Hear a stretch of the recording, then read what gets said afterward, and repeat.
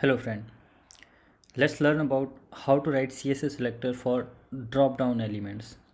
There are multiple types of drop-down like normal drop-down which we are able to inspect them. Then there are drop-downs which we can't, drop-down values which we can't inspect which we can't inspect easily. And there are some drop-down values which are not easily possible through by click or right click. So let's see what all types are there. So let me first show you the simple one which we can at least inspect and write CSS selector. So suppose here if you just hover on these elements, so there is this drop down. Okay, on test project website, if you right click on this and inspect, you see that we are able to inspect that particular element. So we have inspected this advanced scripting capabilities here under platform, right? So we are able to inspect this element. If you inspect any other element, like let's say EG test automation, inspect. So yes, we are able to inspect. So we can write CSS selector for such elements easily. So like you can keep it on or off, doesn't matter.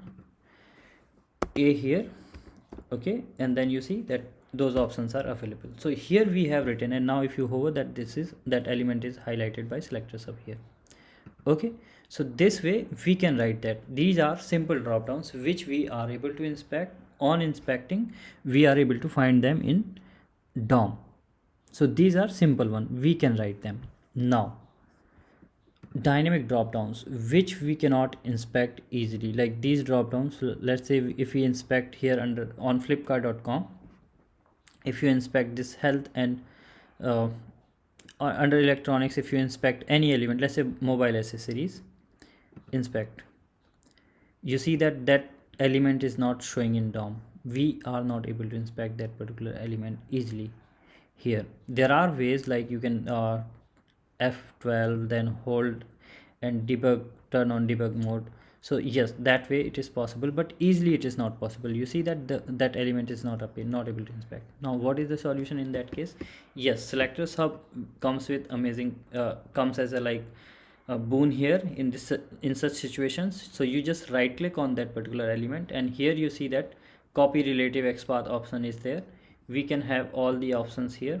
You just on the context menu, just which all options you want, you can keep it turn on here. If you want off, you can off, or all the options which you want, you can turn it on here. Now if you right click and inspect any element for which you want the XPath or CSS selector, whatever you want, you can just click on this. So now if you come here on selector sub channel, and you see that it is not showing any of the nothing it is showing, because none of the element is inspected here. That is the reason. If you inspect it here, then it will come here. Now let's paste the value which we have copied from the drop down. Now press enter. You see it is showing 0 matching node. But if you hover on this, now if we will press enter, then it will highlight that particular element for which we have copied the CSS selector, because on hover that element is loading on the DOM. Now press enter, you see that health and personal care we have inspected. Now suppose if you want mobile accessories, let's copy that one. Let me copy the relative XPath, because that will have text, so you would be able to understand. You see mobile accessories, right now it is not loaded, so showing 0. If you hover on that and press enter, it is showing. If you want CSS selector for that particular element, right click and you can copy relative CSS selector, this one, and press value. This is the one. Hover and then press enter. So this way we will be able to generate and create the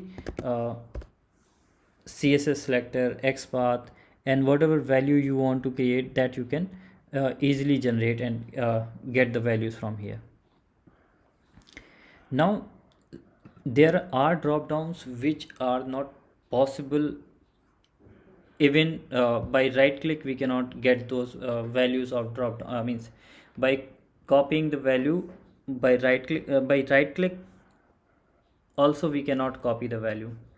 Let's say here if we search for Goa, and these drop downs, if you want, as soon as you will right click and copy, you see that that is gone here from here. You see if you type anything on any action, like as soon as we do right click, that used to go away. If you now copy, that value will not come. So then what to do here in this case? Like let's say Lucknow, if we right click and copy this value, what it gives, let's see. I believe it will not give the right value. You see, it gives something random value, this element. Okay, so right now it is not possible, but yes, an innovation has done, it's under testing, and it will be released soon with Selector Sub 3.0 next version. Let me show you a glimpse of that, how that feature will work. So suppose here you want this feature, we want to inspect. Let me just first refresh the page because just turn it on.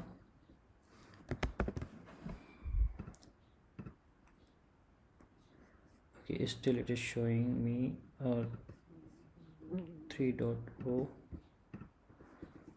we want to see next version of Selector Sub here.